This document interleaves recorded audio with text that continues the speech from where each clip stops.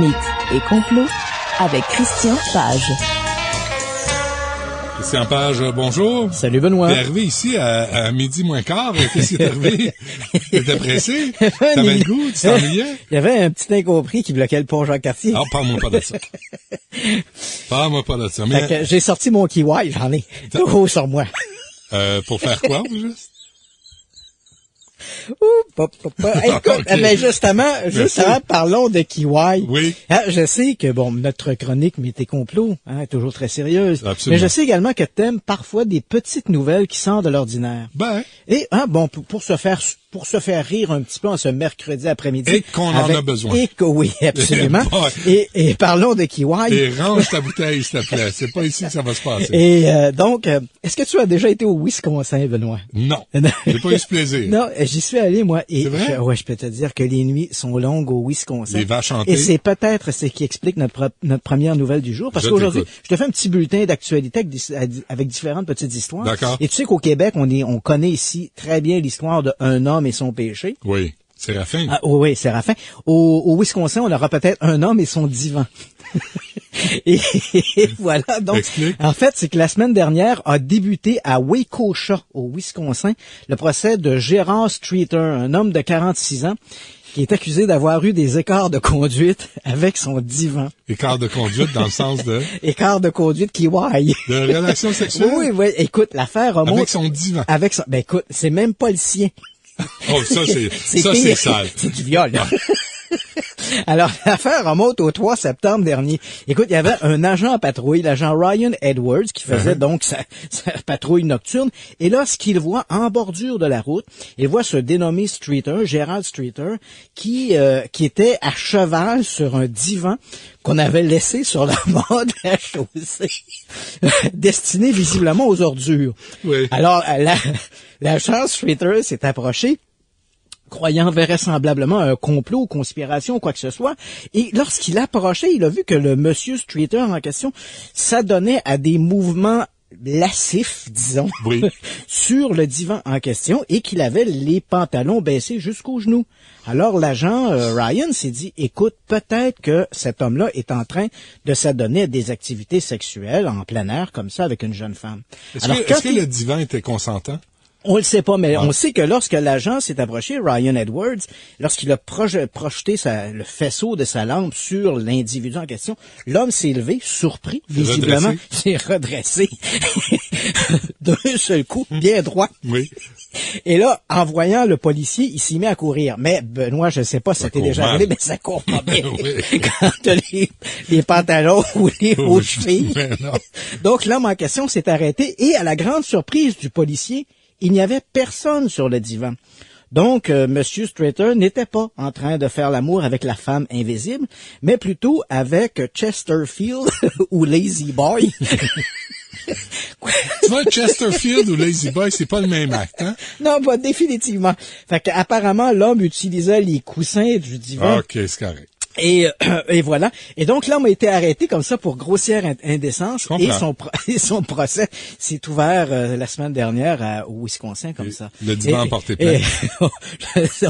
On nous dit pas ce qu'il est advenu du divan, mais on comprend mieux maintenant quand les autorités de la ville nous disent que si on trouve un divan abandonné ou un matelas, ramenez pas ça chez vous. Non, il y a plus que des punaises de lit dedans, hein?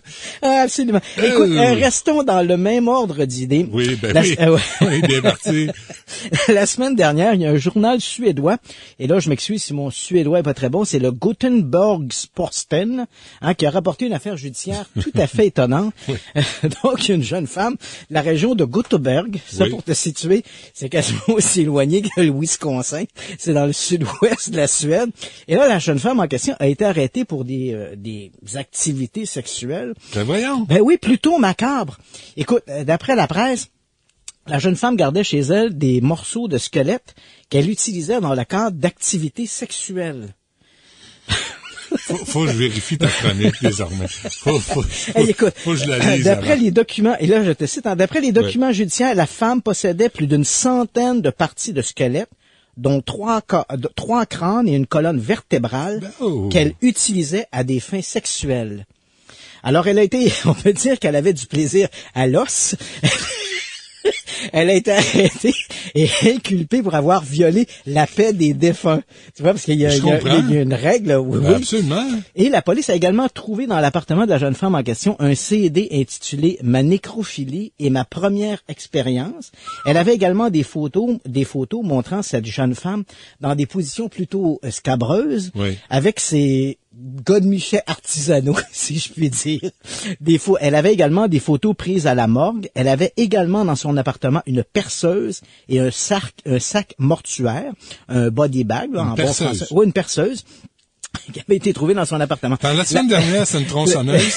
Oui, c'est ça. Cette semaine, c'est une perceuse. Oui, j'ai dit, on reste dans le même ordre d'idée. Oui. Et la police a toutefois précisé qu'elle n'avait aucune preuve lui permettant d'accuser la femme de pillage de tombe, mais même si tout, bien sûr, le laisse croire. Il faut dire ici, Benoît, que c'est une demi-surprise, cette histoire, parce que la jeune femme en question était déjà connue des milieux marginaux de Göteborg, là, parce qu'elle avait déjà écrit sur des forums de discussion, des fameux blogs. Écoute, on a isolé là, deux commentaires qu'elle avait fait. Elle avait dit à un moment donné, « Ma morale me dicte mes limites et je suis prête à en assumer les conséquences. » Et à une autre occasion, elle avait écrit, « Cela en vaut le coup. Je veux mon homme tel qu'il est, qu'il soit mort ou vivant. Il me permet de trouver des plaisirs sexuels de ce côté-ci. » OK. Elle a quelques problèmes psychiatriques. Je pense que oui. Je ne sais pas si on la trouvera sur le pont Jacques-Cartier à un moment donné, mais si elle est reconnue coupable, la femme risque une peine d'emprisonnement pouvant aller jusqu'à 2 ans d'incarcération. Quand même, hein? Oui, absolument. OK. En Angleterre?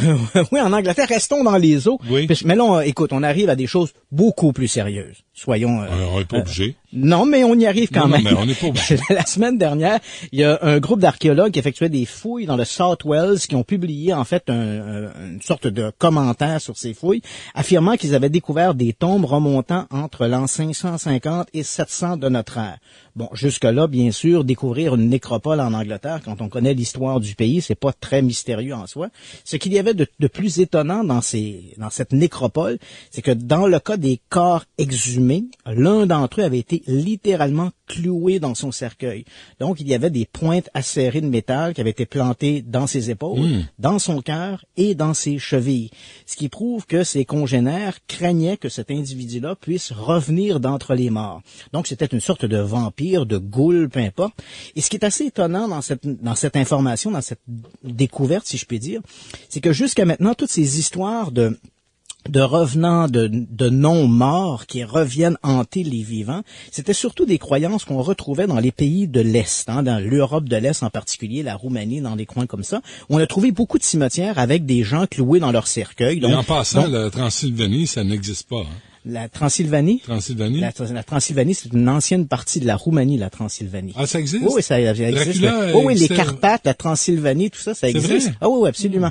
Donc, et tu le mentionnes bien, c'était dans ces régions où on retrouvait ces fameux mythes de vampires, de non-morts, et il est arrivé à plusieurs reprises, j'en ai même parlé ici à quelques reprises, à l'émission où on avait découvert des tombeaux, des nécropoles, avec des gens littéralement cloués dans leur cercueil, parce que les gens craignaient que ces gens reviennent d'entre les morts pour hanter leurs congénères. Mais ce genre de découverte en Angleterre est plutôt rarissime. Jusqu'à maintenant, on en avait trouvé quelques tombes, 5 ou 6 tombes de ce genre-là. Ouais. Et là, cette nouvelle découverte relance un peu le débat. Est-ce que finalement, cette croyance des non-morts était beaucoup plus répandue là, au Moyen-Âge qu'on le croyait jusqu'à maintenant? En fait, cette découverte semble aller dans ce sens-là. Est-ce qu'on sait s'ils étaient cloués avant ou après leur décès? Et ils ont été cloués après leur décès. Donc, ces gens-là meurent, on les met en bière et puis on les cloue dans le fond du cercueil.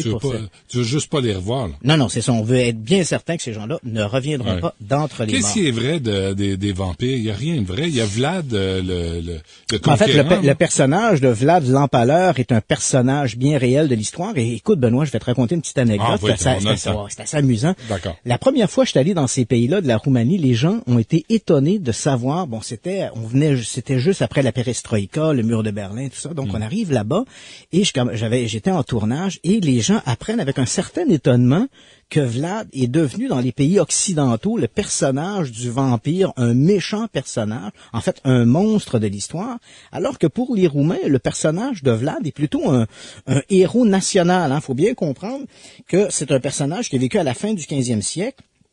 Et à cette époque-là, la Roumanie était contestée, en fait, était souvent envahie par des Turcs ottomans qui voulaient s'emparer du pays. Et à un moment donné, c'est une stratégie militaire que valut à Vlad ce triste surnom de l'Empaleur. À un moment donné, il a essayé de regrouper ses troupes parce qu'il croyait que les Ottomans attaqueraient par le sud du pays.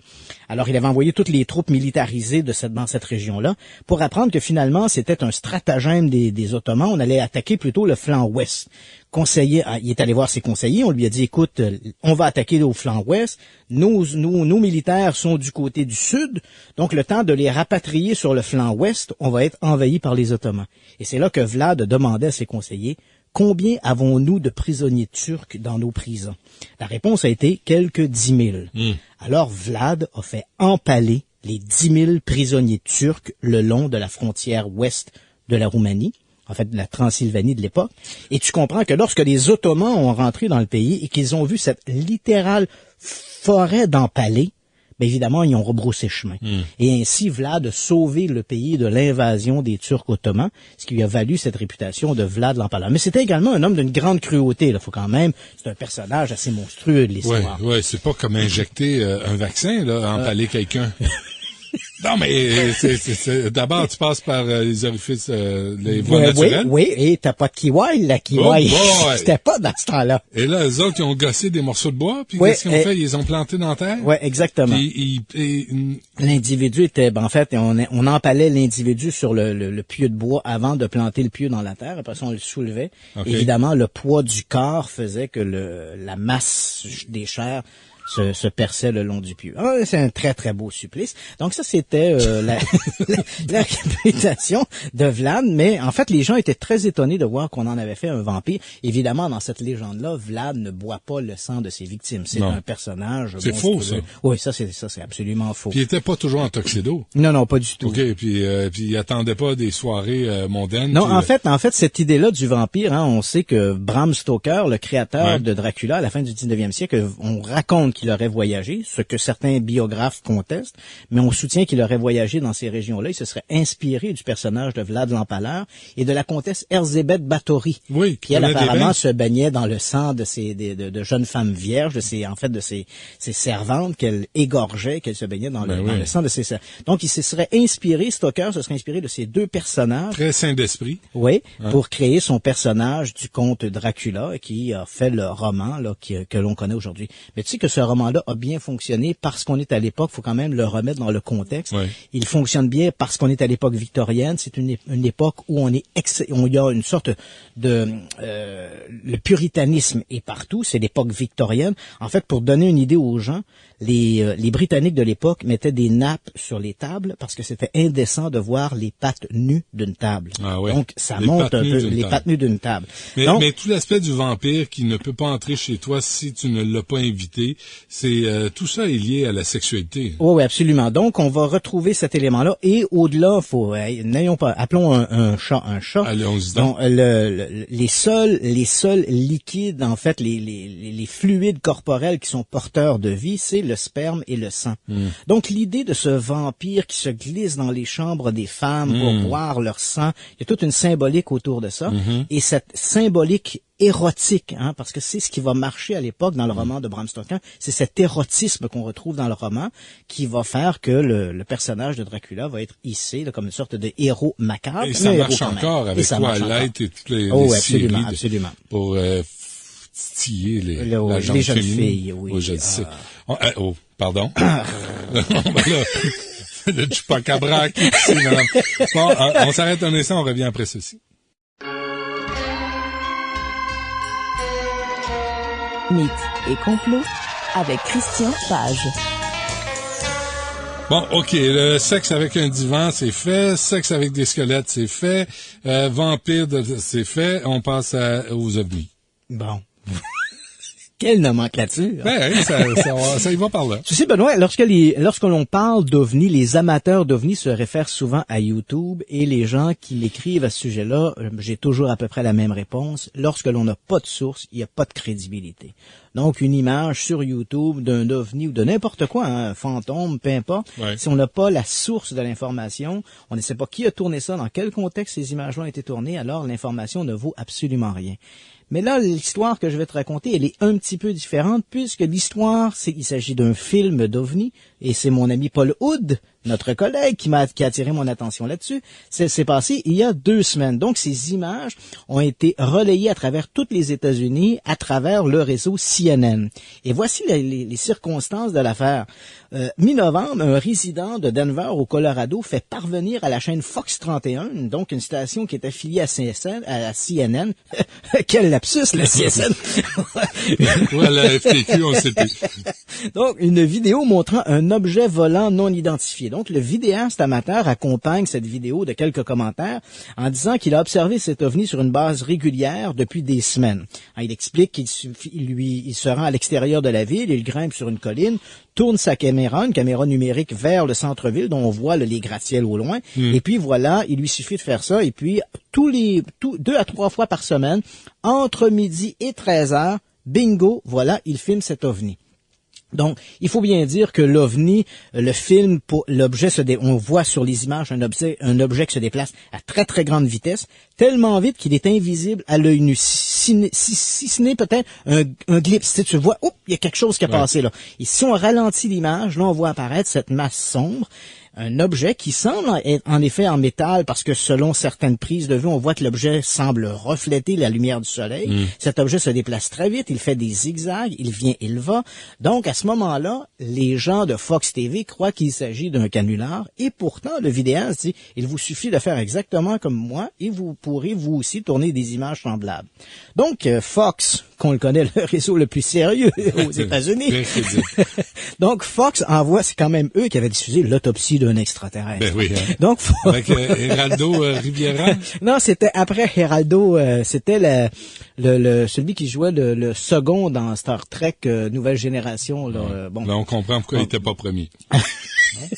Donc, notre vidéaste... Pas de jugement. Donc, notre vidéaste invite le commentaire, invite les Fox TV à envoyer leur propre caméraman sur place pour tourner leurs images. Et donc, on envoie un caméraman sur place et lui aussi, en utilisant les paramètres qui lui avaient été donnés, donc il installe sa caméra, la tourne vers le centre-ville de Denver et bingo, lui aussi filme ces fameuses images de cette masse lumineuse, plus ou moins lumineuse, mais qui semble refléter la lumière du soleil et qui se déplace de façon très erratique.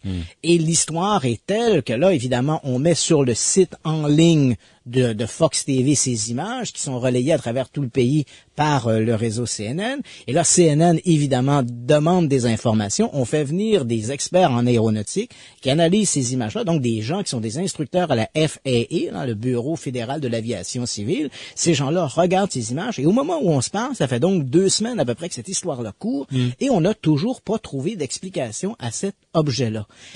Personne. Les mouvements aéronautiques de l'objet semblent exclure qu'il puisse s'agir d'un objet mécanique, à tout le moins de fabrication humaine. Bon. Donc, l'objet se déplace de manière tout à fait erratique. Ces mouvements aériens semblent indiquer qu'il s'agit d'un assez gros objet. Il semble, sur certaines images, il semble refléter la lumière du soleil. Évidemment, les associations sceptiques ont vite dit, bon, il doit s'agir d'un insecte. Je sais qu'un dénommé Robert Schaeffer, qui est un des représentants de l'association sceptique américaine, qui écrit des ouvrages sur les ovnis, dit qu'il pourrait s'agir d'un insecte. Mais là aussi, CNN s'est tourné vers des entomologistes à qui on a montré les images et ces gens-là excluent la possibilité qu'il puisse s'agir d'un insecte. Donc, pour l'instant, on ne sait absolument pas à quoi rattacher cet objet. On ne sait pas. Oui, on ne sait pas. Et j'avoue être surpris, mais pas impressionné. C'est-à-dire qu'on voit l'objet qui zigzague, et je pense que les gens qui nous écoutent peuvent faire une recherche là, sur Fox TV UFO ou CNN UFO, ils vont voir ces images-là. Donc, on voit cet objet qui se déplace. C'est curieux, mais je dirais pas que c'est impressionnant en soi, mais ça reste curieux. Et pour l'instant, donc, après 2 semaines de recherche, évidemment, on s'est adressé à la NORAD. La NORAD, elle, de leur côté, la NORAD, faut bien comprendre, la North American Defense Command, ces gens-là sont basés à Colorado Springs. Et ils monitorent, si je puis dire, l'ensemble de tous les objets en vol au-dessus des États-Unis qui traverseraient l'espace aérien. Ces gens-là disent, on n'a eu aucune détection radar. Il n'y a pas d'opération militaire dans le secteur, donc on est incapable de dire à quoi cet objet peut être associé. Même son de cloche du côté de l'aviation civile, on s'est adressé aux aéroports locaux et personne ne semble savoir d'où vient cet objet, ce qu'il fait. De midi à une. De midi à une, toujours 2 à 3 fois par semaine, et voilà, donc pour les... Une mère va chercher son enfant en garderie. Non, mais il y a des explications. Oui, ben pour l'instant, on n'en trouve pas des explications. Et là, dans le cas présent, ce qui est intéressant, c'est qu'on connaît la source de l'image. C'est-à-dire que ce n'est pas simplement une image qui circule sur YouTube d'un ovni. Donc là, on connaît la source de l'image. On est à peu près certain de l'authenticité de l'image, même si on ne sait pas à quoi. C'est un ovni ou pas? Ben, c'est un objet, pour l'instant, c'est un objet volant non identifié. Mais peut-être que demain matin, ça sera une mouche. Non, peut-être.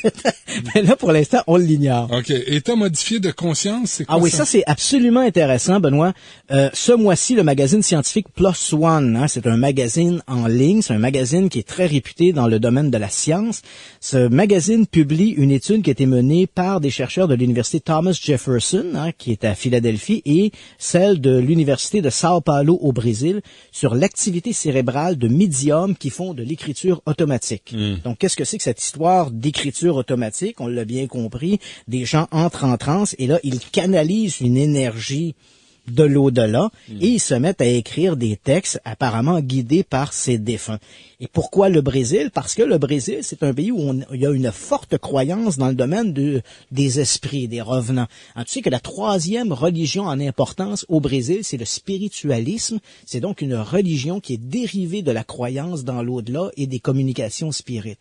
Donc, on a pris des chercheurs de l'Université de Sao Paulo, des chercheurs de l'Université Thomas Jefferson. On a pris un groupe de 10 personnes, de 10 médiums qui avaient plus ou moins d'expérience dans le domaine de l'écriture automatique. Certains étaient des gens qui s'étaient littéralement fait une carrière là-dedans. D'autres en étaient littéralement au balbutiement. Ils avaient découvert leur don depuis peu.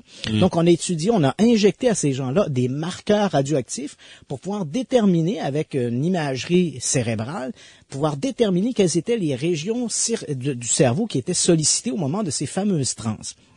Et ce que ces chercheurs-là arrivent à la conclusion, c'est qu'il semble que pour le commun des mortels, comme moi, en tout cas. Pas moi. Bon, c'est pas trop. Il te reste 15 secondes. Hein? C'est surtout les lobes frontaux qui sont utilisés lorsqu'on écrit, lorsque l'on parle, etc. Okay. Et lors de ces cas de médium, on a constaté que, contrairement à ce qu'on s'attendait, les lobes frontaux sont à peu près pas sollicités. Alors, on s'étonne de savoir d'où ces gens-là, à quelle partie du cerveau ils font appel. 2 mystères. Pour écrire ça. Les lobes frontaux puis l'OVNI du Colorado. Du Colorado. Bon, ben, on va régler ça la semaine prochaine. Là, on n'a plus de temps. OK. Merci, Christian Page. Merci à Larry, à François et à Maryse. Merci à vous d'avoir été là. À demain.